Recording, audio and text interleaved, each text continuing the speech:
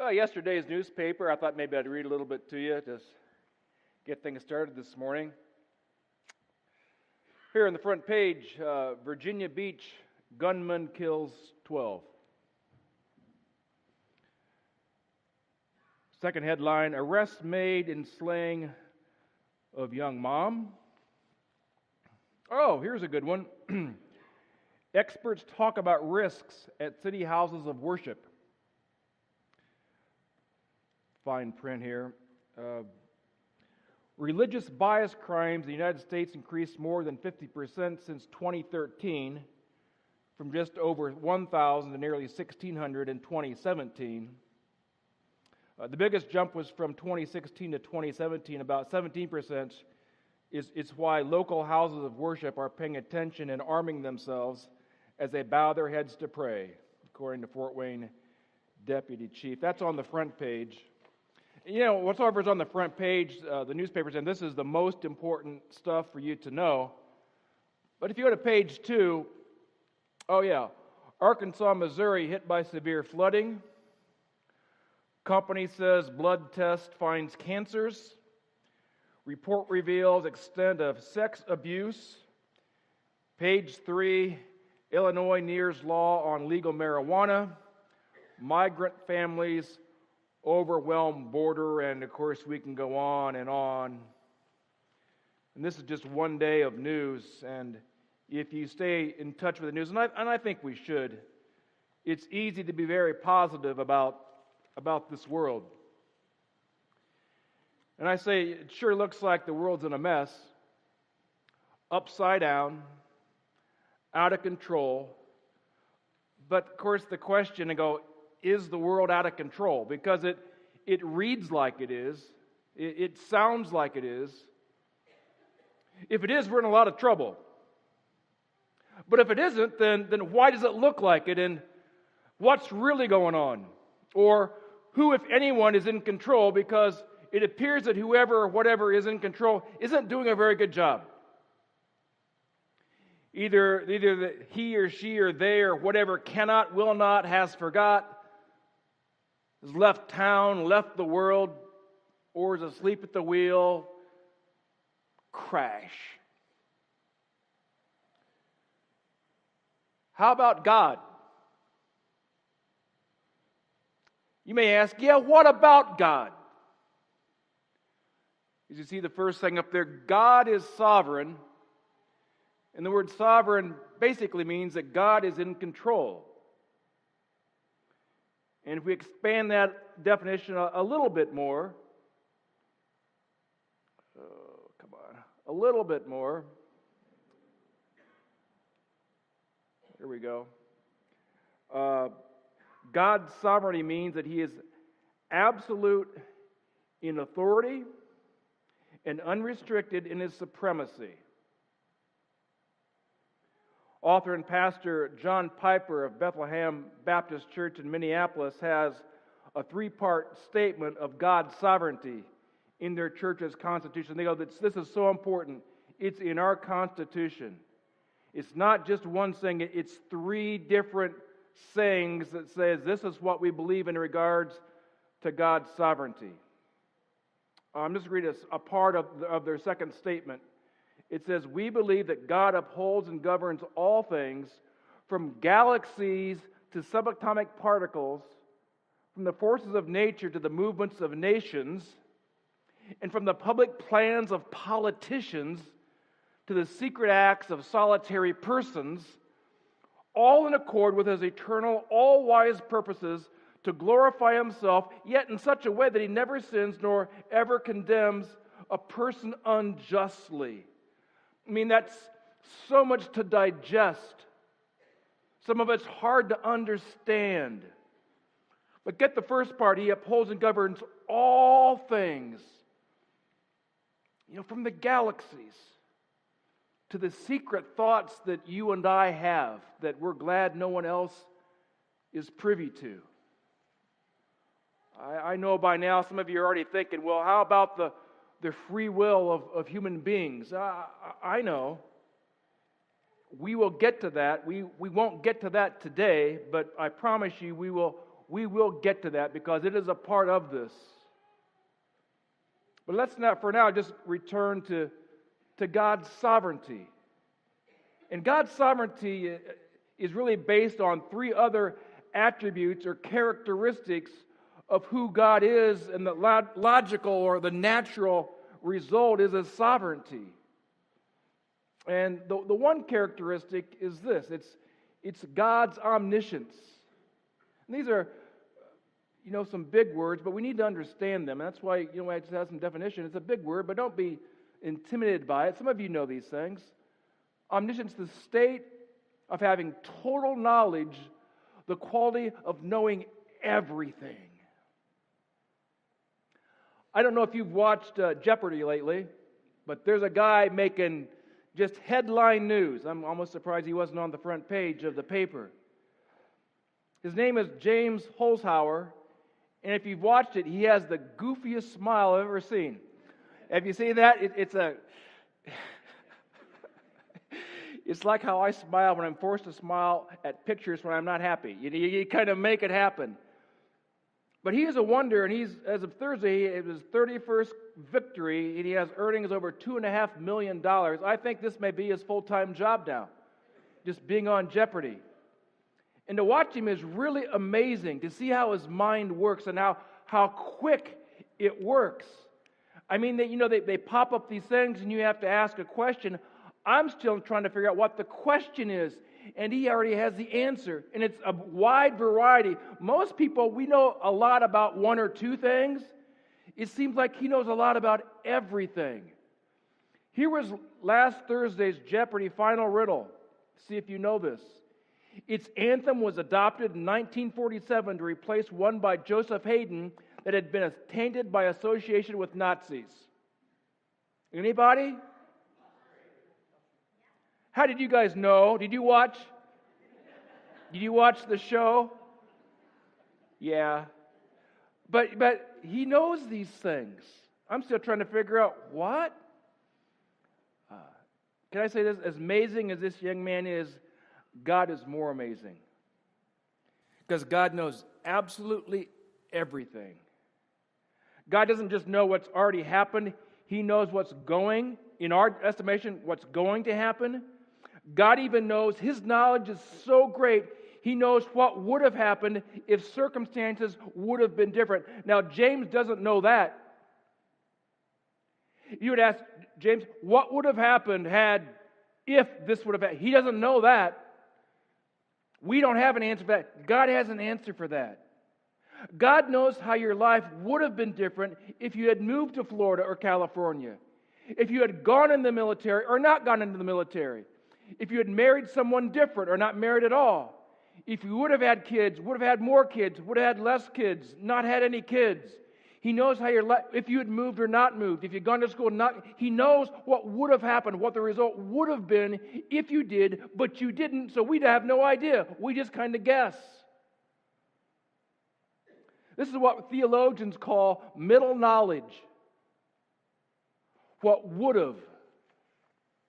Here's a biblical example of middle knowledge. When Christ says, "Woe to you, Chorazin! Woe to you, Bethsaida! For if the miracles had occurred in Tyre and Sidon, which occurred in you, they would have repented long ago in sackcloth and ashes." Now they didn't happen. He said, but if they would have happened, this is what would have been the result. And people are going, exactly. That's how vast the knowledge of God is. And only God and God alone can know such things. He makes this Jeopardy champion look like he knows nothing. God even goes this far. Christ says, "Are not two sparrows sold for a cent?" Yeah, that's the right one. And yet not one of them will fall to the ground apart from the Father. A sparrow? How important is a sparrow to us? Not much. If one falls, who cares? But God knows. Here, but the very hairs of your head are all numbered. We go, how important is one or two less or more hairs on our head? God's not saying it's important. He just says, I just know these things. I know all of this. That's God's omniscience. He knows everything. He knows the weather forecast, because the weather forecast is all messed up, isn't it? It's going to rain, it's not going to rain. It's not going to rain, it rains. We don't know. Here's the second attribute, which also leads to God's sovereignty. It's this, what they call His omnipotence. He has, from the two words, all the omni stuff means all. So whenever we have the omniscience, it means all. It's like a prefix. Impotence means power. So omnipotence, all power. He has all power over all things at all times and in all ways. And nowhere is God's omnipotence more clearly seen than in His creation, where God just says, let there be, and guess what happened? There just was. He just spoke it, and it happened. It occurred. See, we need tools, and we need plans, and we need time, and we need effort to make things happen. Not so with God. He just says it. Imagine having that kind of power. I'd say, you know what? Let there be across the road a new church, 25,000 square feet, this kind of a bigger auditorium, and this kind of children's area, this kind of facing this way, complete with septic system, paved parking lots. We can just drive in the door. Let there be, and boom, wouldn't that be great? We leave today, and it's across the road. Didn't have to give a thing. God just sort of landed it. Or wouldn't it be nice if there was healing without rehab? Talked to a guy just this morning. He had his knee done. Well, they're going to have to put him asleep. The rehab's not going so well, so they're going to have to put him asleep so they can basically move him to where he could not move without screaming in pain. I'm going, oh, that's got to be nice when you wake up, right? How about healing without rehab? You could just speak it. Or how about smarter apart from study? That'd be nice. How about better without practice? How about thinner without diet and exercise? We could just think it. We could just say it. Boom. I would love it when I'm driving down the road and my light comes on. It says I'm low on gas. That I could just say, let there be a full tank. Wouldn't have to stop. Just keep on going. I would love, as I'm driving down the road and the stoplight is turning yellow, I said, let there be green. Right? Just go straight on down. I don't have that power, and neither do you. We could have whatever we wanted or thought there should be without time, without money, without discipline, without effort. Just say the words. Job spoke of God's power. Job answered the Lord and said, I know that thou canst do all things. He didn't leave anything out, that you can do everything, and that no purpose of thine can be thwarted. That's right. No one or all of us together can keep God from doing what God is planning to do. It's impossible. How long will the church be on earth? Until He comes back. Church has been here for a couple thousand years, and you might think, you know what? By now, and people have thought the church would be wiped off the map by now. Communism thought they could wipe out the church. You know what happens in those countries? They just go secret church. And it seems like under persecution, the church gets stronger and it grows. And people's walk with God become even more real because you know what? I would rather die than give up God. And that kind of stuff is infectious. So you can't kill off the church. Christ even said that. The gates of hell, or basically saying death will not prevail over the church. And so it'll still be here until He comes back, until I think the rapture happens. Here's the third attribute that leads to God's sovereignty. And that is this, omnipresence. You're going to omni again, all. God is present everywhere, always. Not just in here on Sunday morning. He's with you on vacation. Remember that. Or He's with you on spring break. He's with you wherever you go. God's presence even, transcends time. It's easy to say that God knows the past. We know some of the past, but we see it with different colored glasses.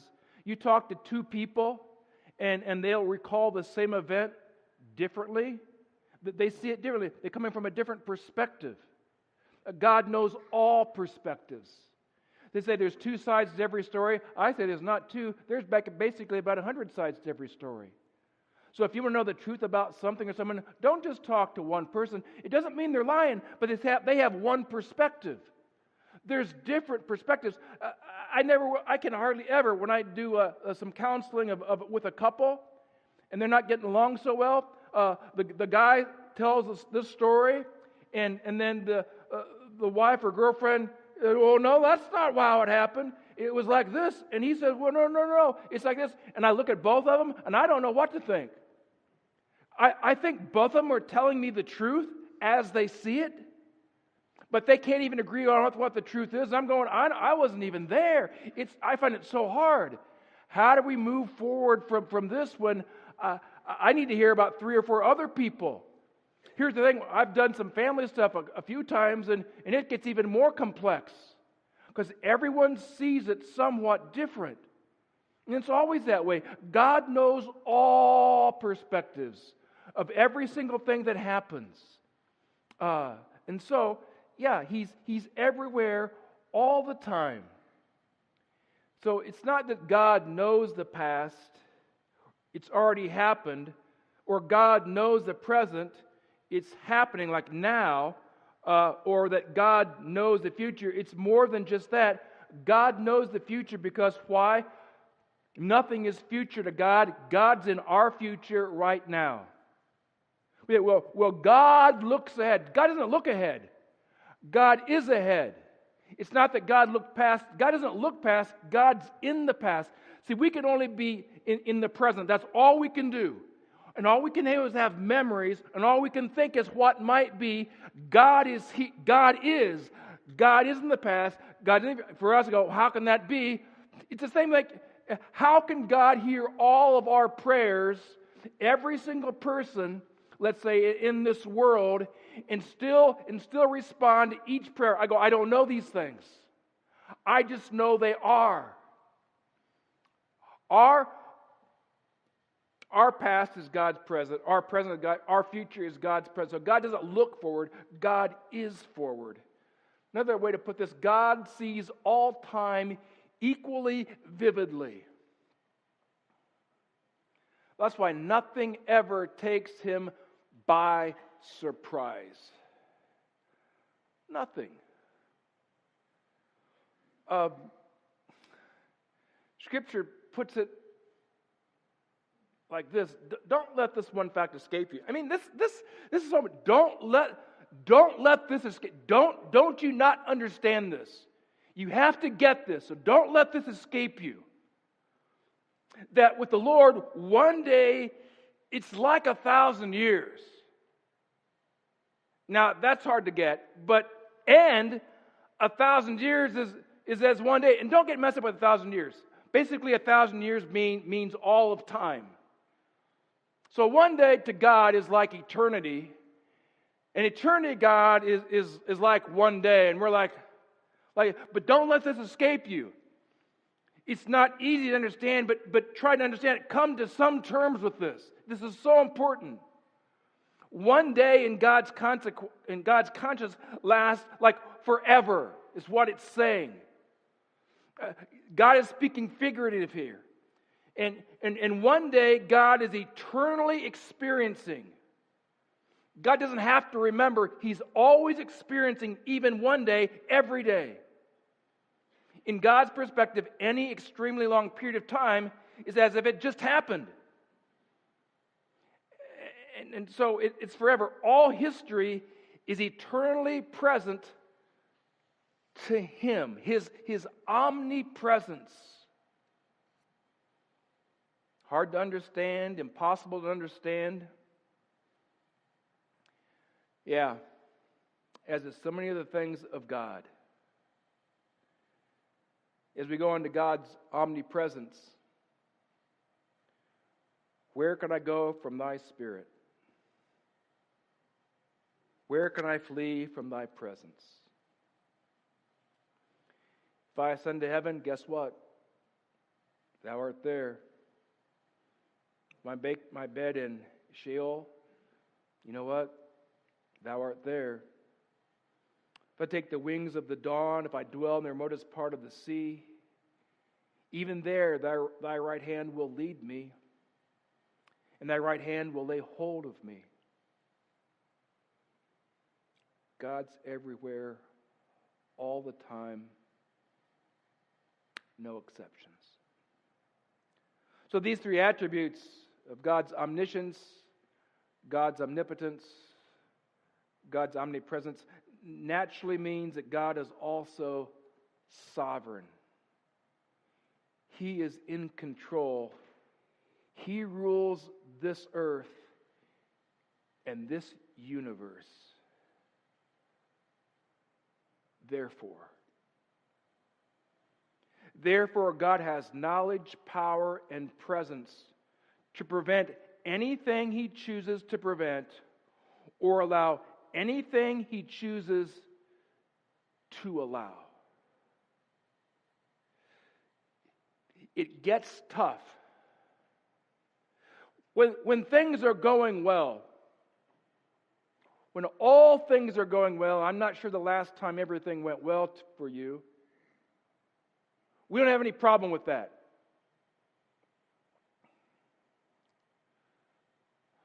But when things take a dip, and then there's the accident, there's the disease, there's the relational mess, there's, can I say this, all this rain. Then we go, God, what in the world is going on? Well, we'll get there here, not this morning, and next few weeks, and hopefully it'll make more sense to you as it makes more sense to me. But this, I believe, is enough for now. To be continued.